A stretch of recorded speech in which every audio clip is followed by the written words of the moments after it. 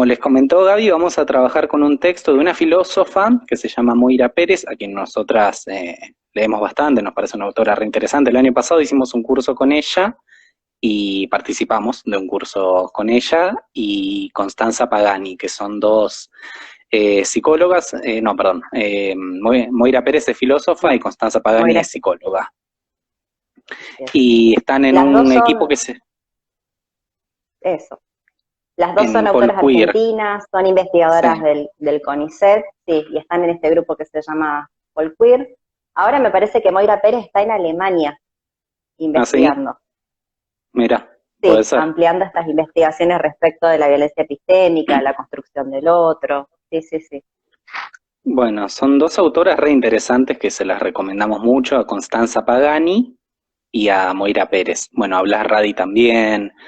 Son un equipo que están en la Facultad de Filosofía, que tiene un equipo de filosofía y teorías queer aplicada a políticas públicas. Es muy interesante los trabajos que tienen. Tienen muchos artículos, muchos papers. Son muy académicos, pero está interesante las cosas que tienen. Y Así el es. texto Además que tiene vamos a muchos tratar... trabajos liberados. Sí, sí, sí. En la página esa académica, académica.ar, algo así es. Punto No me .org, acuerdo cómo es. punto .org, .org. academia.org, así es. Bueno, ahí tienen un montón de papers y de artículos de estos últimos años. También varios en libros, en algunas compilaciones. Es un texto el que vamos a trabajar, que después lo vamos a poner en historias para que lo puedan descargar o leerlo en línea si quieren. No está directamente dirigido al psicoanálisis, es un texto que habla más de las ciencias sociales y las ciencias humanas en general, tratando de, bueno, pensar cómo hay violencias imperceptibles que se traducen, que se transmiten en la teoría, que tienen efectos sobre las prácticas que luego se hagan a partir de estas teorías, pero no es un texto que esté explícitamente en relación al psicoanálisis. De hecho, psicoanálisis no es un término que Ujú. aparezca en todo el texto. Sin embargo, cuando nosotras leímos este texto, era inevitable relacionarlo al psicoanálisis, porque sobre todo, Sí. bueno, cuestiones de cisexismo, de racismo y de un montón de lo que Ana María Fernández diría impensados. O sea, cuestiones que Ujú. por sus omisiones o por el lugar que ocupan en la teoría, tienen un efecto normativo de exclusión, patologizante en psicoanálisis. Y bueno, ahora vamos a ver un poquito en qué consiste este tipo de violencia. Exacto. Yo ubicaría un poco este concepto en particular y el desarrollo que vamos a retomar de Moira Pérez en toda la historia de las críticas que se vienen haciendo desde la filosofía de la ciencia y desde los feminismos mismos a cómo se ha construido históricamente el conocimiento, ¿no? Esta idea de que el conocimiento no es neutral, digamos, sino que en realidad se escribe desde un posicionamiento enunciativo claro, que tiene relaciones con el poder dominante, que produce efectos, digamos, que tienen que ver con esta redistribución del poder, y empezar a poder ubicar cuáles son los efectos que esa redistribución genera y cuáles son las herramientas que tenemos para superar esta falencia histórica en la construcción del conocimiento. Digo, me parece que lo que ella sistematiza y sintetiza bastante bien con el concepto de violencia epistémica, retoma, por eso va a retomar a Spivak, va a retomar, no me acuerdo, a quienes hablan de injusticia hermenéutica, digo, retoma una gran trayectoria de críticas que se van haciendo a cómo nos dijeron históricamente que se construía el conocimiento, ¿no? Históricamente nos dijeron que el conocimiento es neutral, que el conocimiento es uno solo y que el conocimiento es verdad. Y estas concepciones y estas críticas nos vienen a mostrar que el conocimiento está siempre unido, está siempre articulado al poder dominante y que ese poder dominante tiene que estar siempre historizado y localizado específicamente. Digo, me parece que esas cuestiones son importantes de rescatar. Sí. Sí, que es un poco lo que vamos a trabajar también en el taller, porque bueno, con Gaby vamos a dar un taller a partir del 25 de abril, los lunes a las 19 horas, son 6 encuentros, que se llama Epistemología y Poder, eh, Uh-huh. en psicoanálisis. Y una de las hipótesis que vamos a tratar de desarrollar a lo largo de ese taller es que no se podrían pensar como dos momentos separados, el de producción de un saber y su articulación a relaciones de poder, sino que no son sucesivos, no es primero se produce un saber, un concepto o una teoría, o sea, un sistema articulado de conceptos, y luego eso se inserta en relaciones de poder según cómo se instrumentalice, según cómo eso se ponga en práctica. Sino lo que vamos a proponer pensar es que los conceptos y las articulaciones entre los conceptos ya forman parte de esas relaciones de poder y de ciertos regímenes de verdad que en cada contexto y en cada época permiten que esos conceptos den lugar a ciertas cuestiones que puedan ser visibles o enunciables, y otras que van a permanecer o ignoradas o en un lugar de inferiorización. Es decir, están articuladas en un mismo movimiento, no en dos movimientos sucesivos. Por eso la crítica epistémica no tiene que ser solo a su instrumentalización o a cómo se utilizan esos conceptos, sino a cómo se construyen esos conceptos para proponer alternativas. Exacto. Por eso nos parecía interesante con Mare poder retomar el análisis en términos de epistemología, digamos, ¿no? De por ahí no todos sabemos qué es la epistemología, pero por ahí a grandes rasgos la epistemología sería la rama de la filosofía que intenta, eso lo leí en el librito hoy, decía que intenta separar lo que es la opinión de lo que es el conocimiento. Básicamente es una rama que lo que intenta es estudiar cuáles son los procesos o los mecanismos o las condiciones para decir que cierto saber o que cierta idea forma parte del conocimiento, sobre todo el conocimiento científico, y no así de la opinión, de la ideología, de los saberes plebeyos, dice Ana María Fernández, ¿no? Sino que los ubican en un lugar específico y además le da cierta validez. Digo, hay una validación de ciertos saberes que los ubican en el lugar de conocimiento científico, ¿no? Por eso se dice comúnmente, no sé, que las ciencias económicas son ciencia y que la astrología no es ciencia, digo, ¿no? Claro. Hay alguien ahí que valida un conocimiento sí y otro conocimiento no. O que aquello que se construye por fuera de la academia no es ciencia. Eso también es algo que se nos ha dicho históricamente. ¿Pero por qué? Porque se avala cierto tipo de producción de conocimiento y otro no. La epistemología lo que viene a estudiar en todo caso es cómo se produce ese aval de algunos conocimientos, de algunos denunciados y de otros no. Y un poco lo que viene a estudiar Moira Pérez, o lo que va a retomar en su estudio, es a qué personas, a qué grupos sociales o comunitarios, a qué individuos, se les da lugar de sujetos productores de conocimiento, o sea, se dice que su palabra es válida para dar un saber, mientras que a otros no. Y me parece que esa distinción nos puede ser muy útil para pensar desde dónde se ha construido históricamente el psicoanálisis y cuáles han sido los efectos que este tipo de construcción han tenido. Tal cual. En ese sentido, lo que Moira Pérez va a trabajar es no pensar la violencia en el sentido más tradicional, ¿no? Que se pensaría la violencia como algo, una acción o una serie de acciones que ejecuta un agente sobre una víctima, en un periodo así de tiempo como claro, determinado, sino que lo que va a pensar es que la violencia epistémica no es algo que sea con un agente tan identificable, es decir, tal persona es la que lo hace, o tales personas, sino que es un poco más difusa, porque está a través de cómo eso se vehiculiza en una teoría, es extendida en el tiempo y es estructural. Estructural quiere decir que no son acciones puntuales, sino que son acciones más difusas, extendidas en el tiempo y donde la gente no parece tan claro, no aparece de manera tan clara. Y algo que, una precisión que hace que a mí me parece muy interesante para pensar esto es que la violencia epistémica es más fuerte mientras más imperceptible sea. O sea, mientras menos eso pueda ser reconocible, identificable, más potencia tiene como violencia, o más fuertes serán sus efectos. Exacto.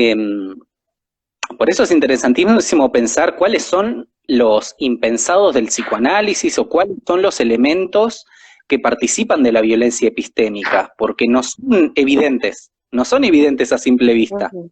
A veces sí, Quiero decir, me parece a veces que por ahí para alguien que está un poco más afuera es mucho más evidente que alguien que está metido por ahí. Qué sé yo, a mí me llama mucho la atención que haya Claro. psicoanalistas que hoy a esta altura se pregunten, ¿es el psicoanálisis heteronormativo? ¿Es el psicoanálisis cisexista? Es como, bueno, ya me parece que eso ya hace décadas, ya se respondió. Bueno, avancemos, salgamos de eso, o sea, solucionemos ese problema en todo caso. Pero me parece que eso es como que muchos psicoanalistas no lo ven, ese problema, les pasa como algo imperceptible. Y justamente siendo así imperceptibles cuando tiene más efectos en la clínica que practican. Exactamente, sí.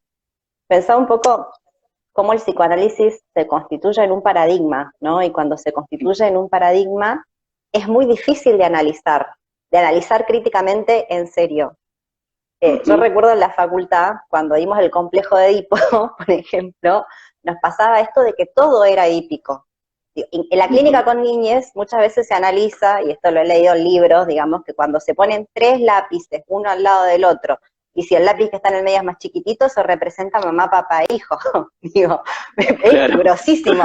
Hasta ese nivel termina sesgando nuestra mirada a la teoría misma. Y eso, digo, nos parecía indiscutible en ese momento. Más allá de que cuando quisimos discutirlo, o cuando quisimos preguntarlo, incluso con muchos miedos, se nos ha violentado un montón, digo.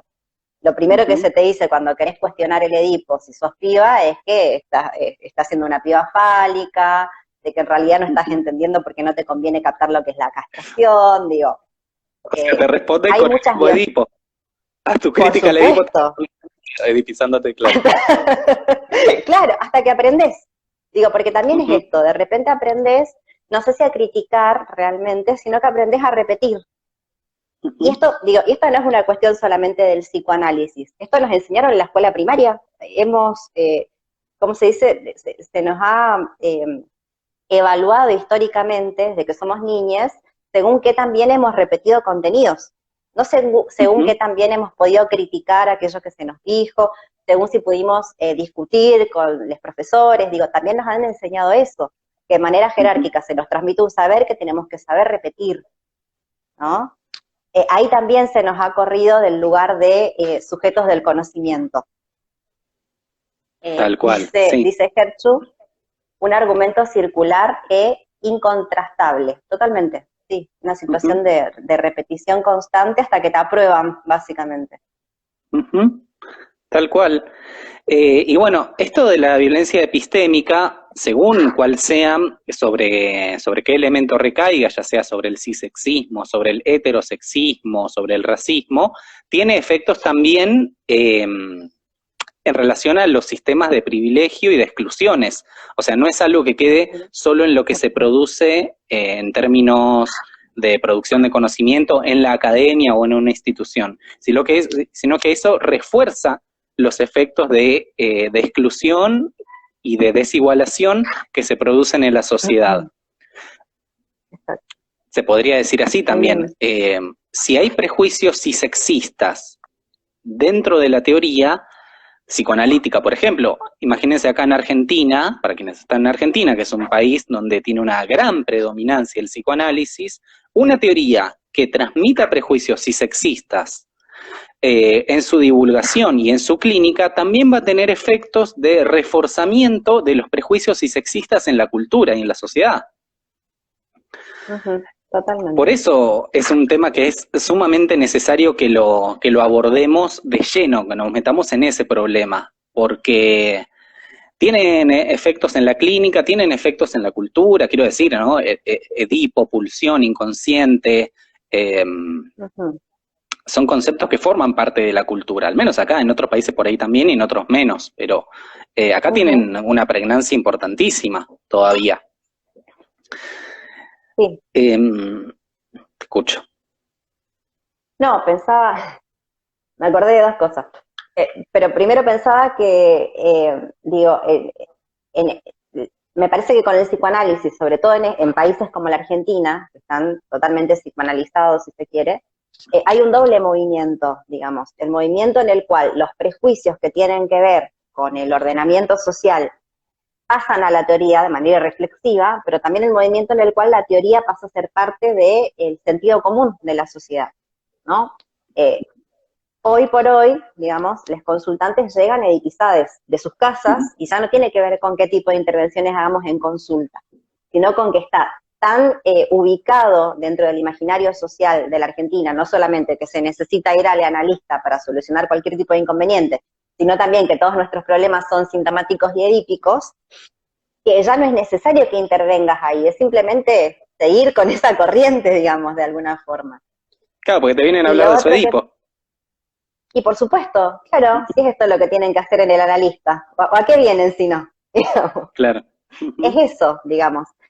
Ahí también tenemos que ubicar cuál es la función social que cumple el psicoanálisis y cuándo, y desde cuándo, que un poco podríamos decir que desde siempre, pero cuándo el psicoanálisis sirve a la reproducción del poder dominante.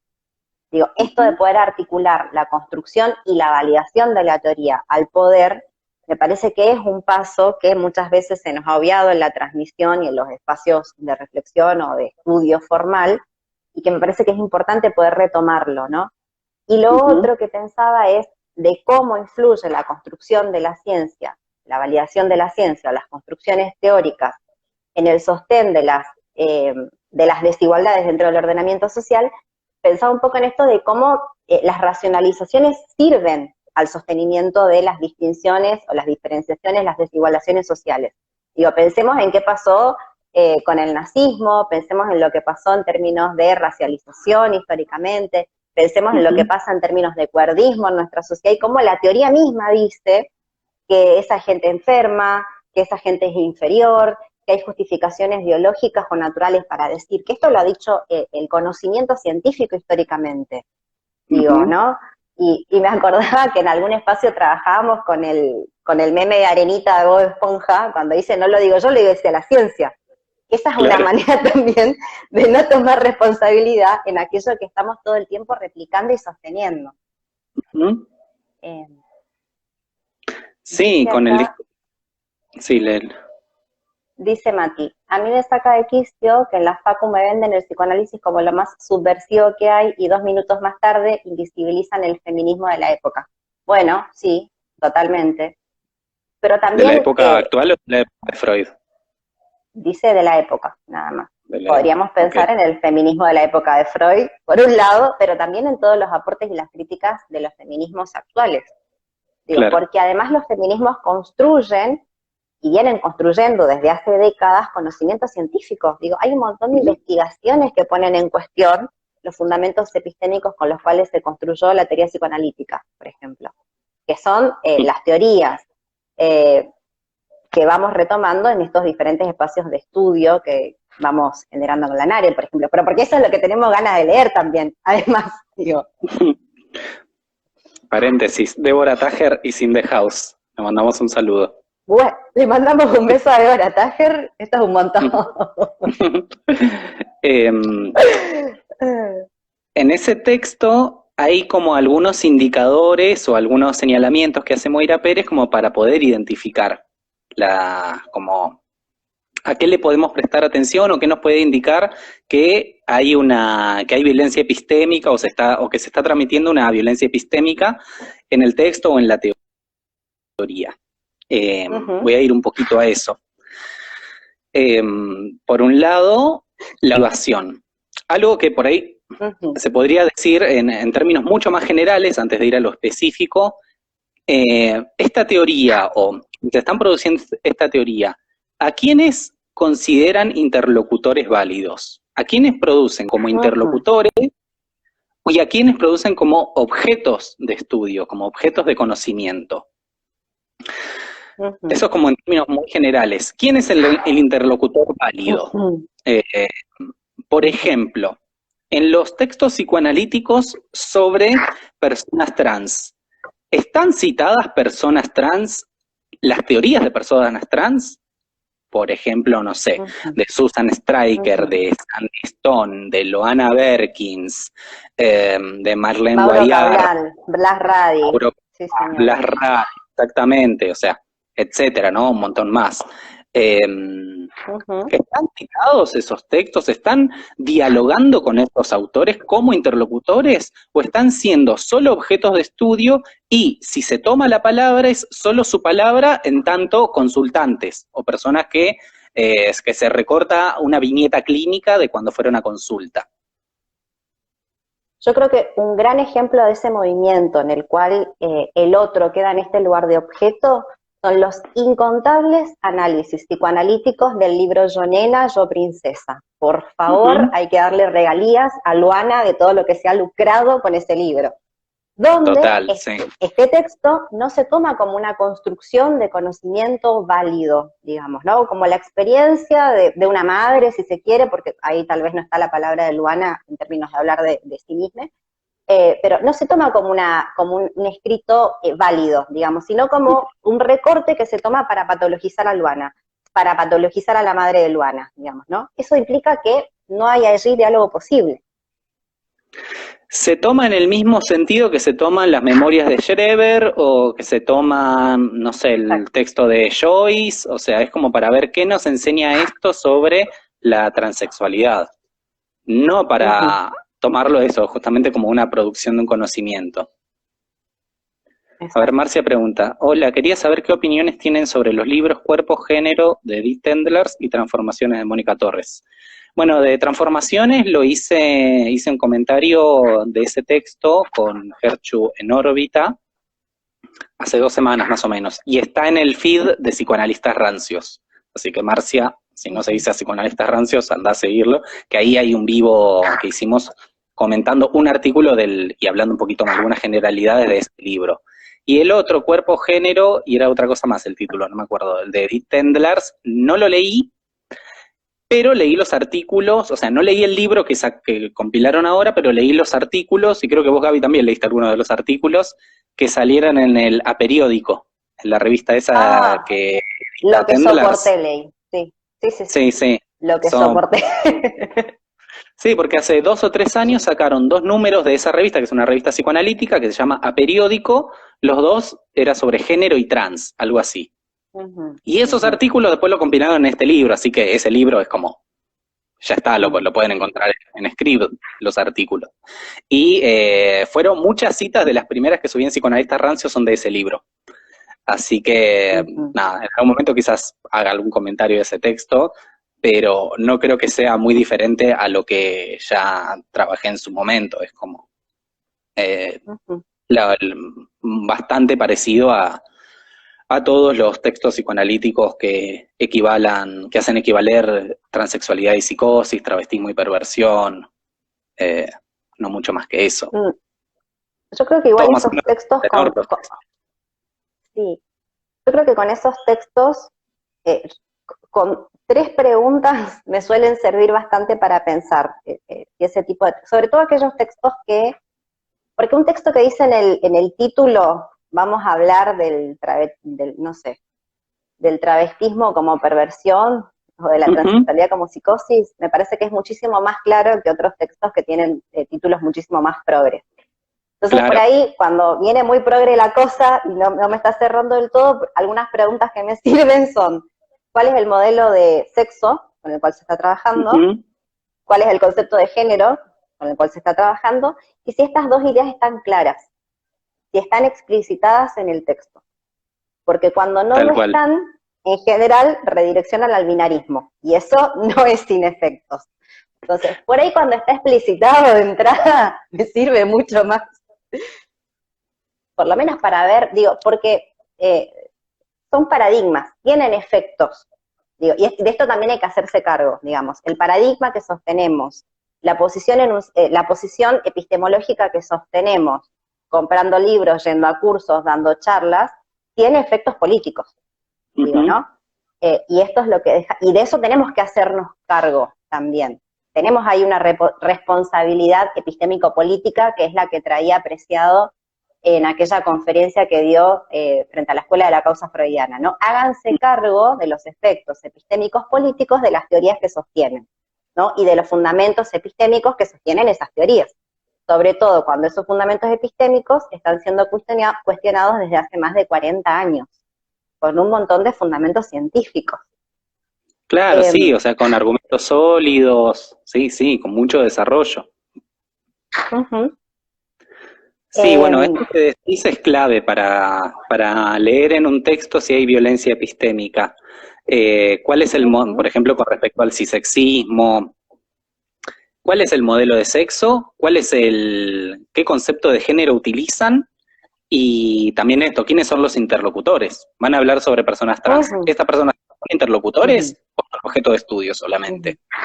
Esas son preguntas que me parecen Exacto. clave para abordar esa lectura. Y sí coincido con vos que yo también prefiero los textos que son explícitamente rancios.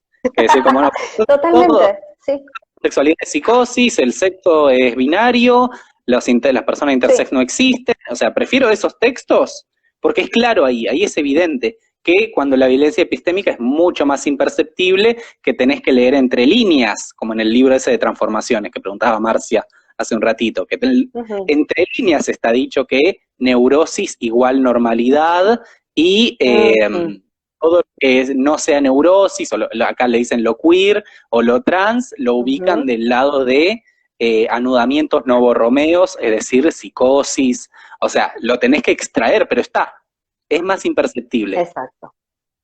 Ujú. Que es cuando tiene, me parece, más efectos, porque ahí se producen estas lecturas del tipo arenita de, bueno, no lo digo yo, le dice la ciencia, esta no es una lectura que tenga que ver con lo que yo quiera decir, ni con mi Uh -huh. posicionamiento político, sino que lo dice la ciencia, ¿no? Que esto también lo que viene es a intentar sostener un paradigma que ya está refutado, que dice que la ciencia es la verdad y que es neutral. Claro, Siempre estamos implicadas en lo que leemos y en lo que sostenemos. tal cual. Bueno, y en psicoanálisis eso ahí se podría reemplazar, lo dice la ciencia por lo dice Freud, lo dice Lacan, Lo dice lo dice Freud, lo dice Miller, Lacan. o lo dice Miller también, o se ve en la clínica, ¿no? Como Se ve en la esto se ve en la clínica, clínica, se corrobora, se confirma en la clínica. sí. Yo todos los días Y veo el cuando esto Edipo, se veo el... dice, Ujú. sí, que igualmente cuando eso se dice en libros, yo les invito a hacer el recuento de cuántas viñetas clínicas se comentan en el libro. El Ujú. libro de Irene Greiser, el de, ¿cómo se llamaba? El rosa, Sexualidades y ¿te legalidades. acordás? Sexualidades y legalidades. Escribe todo un libro, casi que como representante del Observatorio de Género y no sé qué de la EOL, después lo contarás vos mejor. Todo ese libro está escrito con 3 o 4 recortes clínicos. Ujú. Fin de la muestra. Eso, digo, no tiene, para el método científico, no tiene razón de ser hacer toda esa lectura de 3 o 4 viñetas clínicas donde además explica la autora, ¿no? Este es un caso que supervisé hace 10 años de una persona que trabajaba en Brasil, este es Ujú. un caso que yo escuché hace 20 cuando recién arranqué mi clínica y este es un caso que leí en el diario. O sea, como no hay recorte posible ahí con el cual se pueda teorizar tampoco. Claro, extraer Pero muchas veces conclusiones eso generales también de tiene. una muestra tan chiquita es como metodológicamente, es como poco serio, poco riguroso. Y a, sí, y tiene mucho que ver con el lugar, el posicionamiento de poder que tiene la persona que escribe, ¿no? Ujú. Por eso esta cuestión de pensar cómo se generan las asignaciones dentro de la construcción y la validación del conocimiento en términos políticos sociales, Ujú. ¿no? Porque el, lo que va a decir Moira Pérez, es que hay una asignación compulsiva que va a dividir nuestro mundo en términos epistémicos en dos posibilidades, ¿no? Por un lado, los agentes epistémicos y por otro lado, los objetos epistémicos. Y en general esto termina siendo leído en términos de nosotres y lesotres. Claro. Siempre queremos ser agente epistémico, digo, Ujú. nadie quiere ubicarse en el lugar del otro. Así que siempre tiene que ver un poco con esto, ¿no? Nosotros quienes estamos habilitados a usar la palabra y a dar sentido a las Ujú. lecturas que hacemos de lesotres, ¿no? Y esta asignación diferencial que va a tener efectos en el ordenamiento social y en la ubicación, la lectura que se da de los sujetos, en general se realiza tomando como base marcas identitarias. Esto es lo que es una de las tantas cosas que analiza Moira Pérez en este artículo. Nare, ¿vos me escuchás? Yo te Yo te escucho veo. bien. Vos me escuchás bien, bien. Yo te Sí, escucho un poquito cortada de por ahí. sí. A ver. Sí, ahora te escucho mejor. No, tal Em, vez es mi internet igualmente. puede ser. No, yo te escucho bastante bien. Sí, esto que decís es Ok. clave, es armar un otro que va a ser objeto desde un nosotros como sujeto productor de conocimiento, ¿no? Sujeto productor de conocimiento y Ujú, un otro al cual vamos a objetivizar.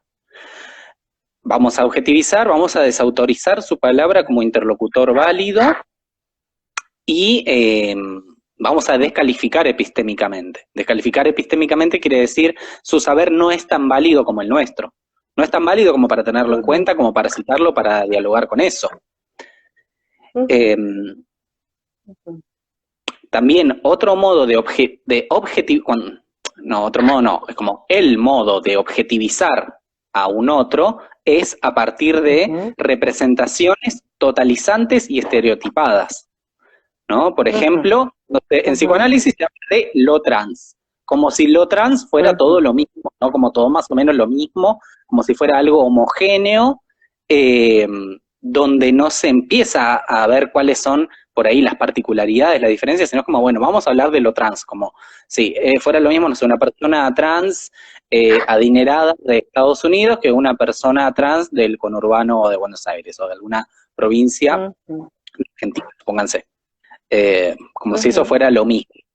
ujú, Representaciones totalizantes y estereotipadas. Eh, ujú. entonces, esa es otra manera de Sí, reconocerlo y y de de subjetivar subjetivantes, tal total. cual. Sí. Sí, sí, sí. Ujú.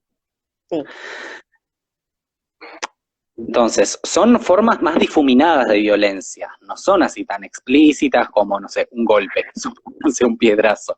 Es mucho más Ujú, complejo percibirlo esto.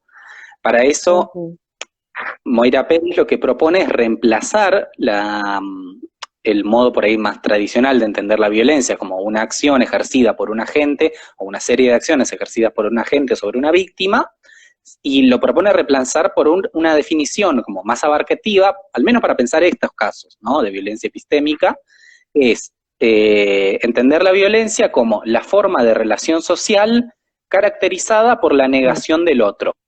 Negación del otro en tanto sujeto productor de conocimiento, en tanto interlocutor, en tanto un par. O sea, ujú, eso es una inferiorización, desde un lugar de poder, por ujú, supuesto. ujú, Entonces, la violencia epistémica es una forma de violencia gradual, acumulativa, difícil de atribuir a un agente en particular, porque si no sería muy fácil si lo atribuimos a un agente. Ah, claro, no, todo el problema es Miller. Es como, bueno, listo, dejamos de ajá, leer Miller, ya está, se solucionó el problema. O no sé, Lutero o el que fuera. No es algo tan ujú, fácil de identificar y de poner en una persona, sino más bien que es un sistema de conocimiento compartido por toda una comunidad. ujú. Em, Porque o si, digo, me parece que es esto. Lo que estamos criticando acá, o lo que venimos criticando en las construcciones que venimos haciendo desde hace un tiempo, desde este espacio y desde otros espacios, digamos, no tiene que ver con la mala intención de un psicoanalista malo que quiso decir que las Ujú. personas trans deben ser patologizadas, por ejemplo. ¿No? O que las mujeres son todas histéricas, porque esto es lo que pasaba anteriormente con la categoría mujer. Ahora algo de eso, no sé si todo, pero algo de eso está un poco desandado, algo un poco de eso está un poquito más lavado, si se quiere, y hay otras subjetividades que están como en un punto de mayor violencia en este momento, ¿no? Pero no estamos hablando de la mala intención de una persona, ¿no? Ujú. Sino de cómo se articula la construcción y la validación del conocimiento para servir a los intereses de cierto poder dominante. Y el poder Ujú. dominante lo que hace es una distribución desigual eh, de las precariedades, dice Butler, pero bueno, una desigualación en el ordenamiento social, en la posibilidad de acceder a derechos, en la posibilidad de Ujú. circular por el espacio público, ¿no? Y todo esto tiene que ver con cómo se construye la categoría del otro dentro del conocimiento científico también. Tal cual, sí. Ahí alguien ponía el ejemplo de lo trans nos mira. Me parece que es una Lo alusión a un trans curso nos que habían mira. dado no me acuerdo, en una asociación psicoanalítica de Buenos Aires, hace Sí. un par de años, era un curso que daban Mm. que se llamaba, no sé, como género, transexualidad, no sé qué, y psicoanálisis, y el subtítulo era Lo diverso nos mira. Eh, Lo diverso y nos mira. sí, sí, yo le dediqué varios memes a eso porque me parecía muy gracioso y muy claro ahí, era como, ¿quiénes están puestos en lugar del otro, no? Como si no hubiera psicoanalistas, Claro, no sé, trolos, tortas, trabas, o sea, como siempre es como poner en el lugar del otro, hay a quienes hay que objetivizar y explicar y dar cuenta de qué les pasa. y además, digo, sorprenderse mucho cuando estas personas tienen una voz. Digo, ¿qué pasó Ujú, cuando Preciado da la conferencia frente a la Escuela de la Causa Freudiana, digamos? Primero que esperaban que Preciado dé las gracias de estar ahí hablando en un congreso que hablaba sobre la mujer, cuando él se ujú, definía como varón trans desde hace un tiempo, y cuando claro. empieza a criticar, nadie podía entender cómo esta persona, a quien siempre se ha objetivizado dentro de la construcción del conocimiento y de repente se le da un lugar en la mesa, si se quiere, ¿no? Ujú. ¿Cómo es que nos está bardeando? ¿Cómo puede ser que tenga voz propia, que piense distinto de nosotros? Entonces, con esas críticas lo que se hizo fue seguir patologizando a Preciado, no se ha dialogado con esas críticas. Tal cual, sí. O responder con estos argumentos, ¿no? Como no es psicoanalista, entonces esto no lo corroboró en la clínica, ¿no? No entendió bien a Lacan, Ujú, le falta estudio, o sea, las exacto. mismas estrategias para descalificarlo como interlocutor válido, un interlocutor a Exacto. considerar. Por Ujú, algunos, ¿no? Por otros no, por totalmente. suerte hubo psicoanalistas que lo Ujú, tomaron como una interpelación eso. Eso ujú, también pasó, ujú. interesante. Em, Sí. bueno, no sé, ¿querías decir algo mientras yo reviso esto? No, ¿te parece que pasemos a pensar cuáles son los efectos de este tipo de violencias en la clínica, si se quiere, dentro del psicoanálisis? ¿O te parece trabajar algo más sobre el concepto de violencia epistémica antes? No, yo quería decir un par de cositas más. Otro término que utiliza Moira Pérez, que es el de extractivismo epistémico, ¿no? Extractivismo Ujú, en un sentido parecido a como económico. Habla de un extractivismo epistémico cuando a este grupo al que se considera un otro, a esta minoría, quien se la toma como un otro para objetivizar, se lo utiliza para hacer un usufructo de saberes para un beneficio propio.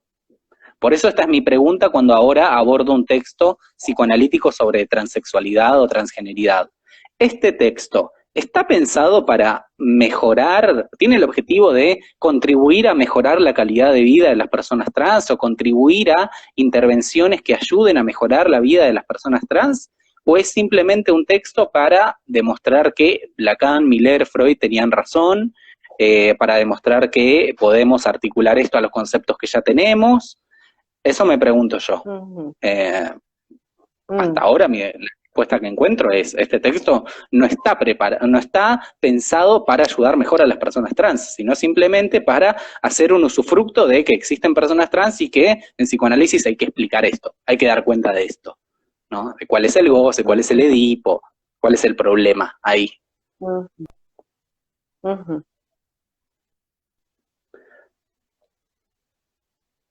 Por eso me parece que está bueno esto de poder pensar cuál es la posición enunciativa desde la cual se escribe la teoría, pero también cuál es el público al cual se dirige.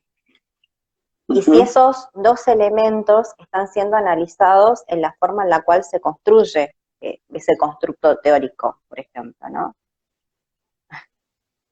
Eh, digo, pensar cuáles son las características del lado de las personas que escriben, pero también cuáles son las características que se suponen las personas que se supone que van a leer el texto, porque un texto siempre está dirigido a otros, Ujú. ¿no? Y cuando esos otros tienen las características de quien escribe, de esa manera, digo, también ahí hay una distinción clara entre a quién va a considerar sujeto y a quién se va a considerar objeto de conocimiento.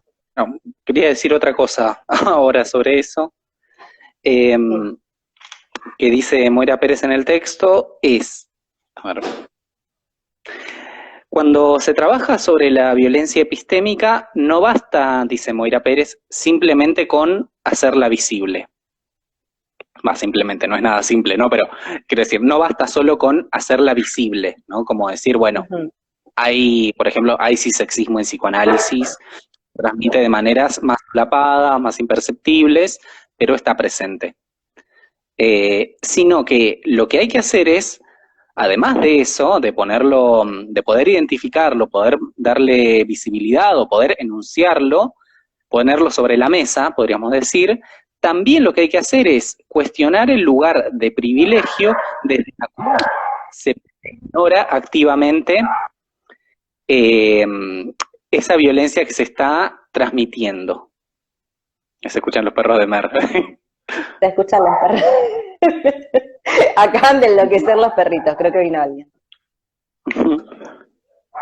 Ujú, Bueno, eso me parece, ¿no? No es solo con visibilizarla o ponerla sobre la mesa, sino también cuestionar el lugar desde el cual se está produciendo eso. O sea, el lugar de ujú, poder que tienen, el lugar de poder y de validación que se le da a una teoría para, ujú, para que esa violencia pueda circular de maneras imperceptibles.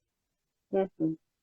Pero también el lugar de poder que tienen ciertas personas. Digo, me parece que esto tiene todo que ver con poder cuestionarnos los privilegios que tenemos. Si tenemos Ujú. la posibilidad de estudiar, si tenemos la posibilidad de escribir teoría o de transmitir conocimientos, de entrada estamos en un lugar de privilegio. Entonces Total, es sí. importante que podamos, en todo caso, empezar a pensar cuáles son las marcas identitarias o las características sociales que nos habilitan a ocupar ese lugar de privilegio y por qué otros no pueden acceder a ese mismo lugar. Por lo menos para empezar a tenerlo en cuenta, digo. Por eso pensaba en esta estrategia de poder analizar nosotros, cuando, no solamente cuando leemos, sino también cuando escribimos, cuáles son las características de nuestra posición enunciativa. Ujú. Poder empezar a hacer cierta lectura de, no solamente de cuáles son nuestras marcas identitarias, por ejemplo, que esto lo propone Moira Pérez, sino también cuáles son nuestras afectaciones políticas, cuáles son los privilegios con los cuales contamos, cuáles son las violencias que nos atraviesan y cómo, ¿no? En qué lugar estructural de la sociedad estamos, Ujú. qué es lo que nos habilita a hablar y qué es lo que nos habilita que nos tengan en cuenta como interlocutores en la construcción de la teoría. Parece que ya con tener esas preguntas en algún lugar operando, Ujú. ya estamos adelantando un montón, digo, porque también pensar en la construcción de un sistema epistémico sin violencias, y esto lo dice también Moira Pérez, es una utopía. Tendríamos que pensar, si pensamos que esta violencia constituye una de las tantas que tienen que ver con la violencia en términos estructurales en la construcción de nuestra sociedad, es muy difícil. Ujú. Tenemos que pensar primero en una sociedad que no sea violenta, que también es bastante complejo de pensar, para pensar en la Ujú. construcción de un conocimiento que no sea violento. En todo caso, tendremos que ver cuáles son las estrategias con las cuales podemos contar, cuáles son las herramientas de las cuales podemos echar mano, y a lo mejor también las voces con las cuales podemos dialogar para que aquello que intentemos construir como conocimiento, primero no intentemos universalizarlo de ninguna manera porque es Ujú. imposible, pero también que tenga por lo menos un entramado de diálogo un poco más interesante que, por ejemplo, un psicoanálisis que se fundamenta en sí mismo, Claro, ¿no? sí, sí. Sí, yo ahí como tengo una pequeña diferencia, porque si pensamos como que es una utopía, puede decir, bueno, no tiene mucho sentido entonces analizar esto, si es como algo que es inalcanzable, un sistema teórico o epistémico libre de violencia. Ujú, Que eso es distinto a pensarlo a como un ideal inalcanzable, o sea, algo a lo cual nunca se va a ver un sistema epistémico que no tenga ningún tipo de violencia, sino lo que podemos hacer es tender a eso, tratar de tender a eso. sí, ujú, sí, O sea, sí, tratar de acercarnos, aunque sea algo como un ideal, ¿no? Los ideales nunca se alcanzan. ujú, ujú. Pero pueden ser guías, digamos, ¿no? O sea, más en términos de lo que dice Ana María Fernández, sería como ir avanzando sobre los impensados de la teoría. Ujú, ujú, Como los impensados que empiezan a funcionar como obstáculos, eh, O sea, ir avanzando a partir de ahí, como de ir reconociéndolos, trabajando en alternativas para que eso no funcione como un elemento teórico que produzca desigualaciones o que naturalice desigualaciones. Eh, las herramientas que ofrece, al menos en este texto, Moira Pérez, como para poder reconocerla, como para poder operar con la violencia epistémica y poder tratar de ir avanzando en función de que se vayan como eliminando este tipo de violencia, propone algunas cosas. En primer lugar, lo que propone es que las personas y los saberes, o sea, de los cuales se van a tomar como objeto de estudio, sean evaluados a partir de factores epistémicos. O sea, los saberes de las personas, por ejemplo, de las personas trans, que se van a utilizar como interlocución, que la pertinencia de esos saberes sean en función de valores epistémicos, sin la influencia de variables extraepistémicas, como por ejemplo los prejuicios identitarios. Pero aquí está la paradoja, que para poder hacer eso, o sea, para poder acercarnos a eso, hay que hacer de los factores extraepistémicos, por ejemplo, las desigualaciones sociales, un eje central del análisis. Es decir, en los términos más en los que lo trabajamos nosotras, para que un psicoanálisis no sea normativo, la función y la operación de la norma, en tanto regulación de la subjetividad, tiene que ser una variable de análisis. O sea, no se puede desconocer que existe la función de la norma, sino utilizarla como una de las variables de análisis para que el psicoanálisis no sea heteronormativo, cisnormativo, o cualquier normatividad. Es decir, tomando la norma, se puede hacer un análisis mucho más complejo de cómo ese sistema teórico está articulándose al funcionamiento y a la reproducción de esa norma. Digo, porque ahí me parece que lo interesante es hacer que ese sistema teórico no sea un reproductor y reflexivo de la normativa, de las normativas vigentes, digo, sino que eso pueda entrar dentro de un análisis que también nos ayude a localizar y a historizar la operatividad de esas normas, ¿no? O sea, es decir, el análisis de cómo opera la normatividad, la regulación de las subjetividades no se puede hacer de una vez y para siempre, sino que tenemos que poder ubicarlo en el lugar específico en el cual estamos, en la cultura en la cual nos estamos insertando, en el momento histórico que estamos viviendo, porque si no, teorizamos una sola vez, eso se reterritorializa, digamos, y volvemos a operar con violencia, sin darnos cuenta, ¿no? Me parece que se ubica como un elemento de análisis constante. Y eso es complejo, pero interesante al mismo tiempo. Claro, sí. Porque lo que dice acá Moira Pérez es que si se desestiman o si se desatienden los factores sociohistóricos, es peor, porque se reproducen estos mecanismos de exclusión. Que eso es algo que yo veo un montón que pasa en el psicoanálisis lacaniano. Es como una cosa de negar que existe la norma, ¿no? Porque se parte de esta base de que la sexualidad y el goce no tienen ley y que no responden a ninguna norma y que siempre exceden las normas. Entonces, dicen, bueno, entonces no tiene ningún sentido analizar la norma o tomarla en consideración. Y justamente ahí, al desestimarla, rechazarla o no tomarla como una variable de análisis, es cuando se empieza a reproducir esa norma. O sea, cuando se convierte en mecanismo de reproducción de esa norma. Sí, porque justamente esto, ¿no? Hoy hablábamos de que mientras más sutiles son estas violencias, operan con mayor fuerza. Bueno, con la norma pasa lo mismo. Mientras más implícitas estén operando en el ordenamiento social, funcionan con mayor fuerza en la producción de las subjetividades y en la dominación, en la distribución desigual, digo, no, funcionan con mucha más fuerza mientras menos podamos nombrarlas.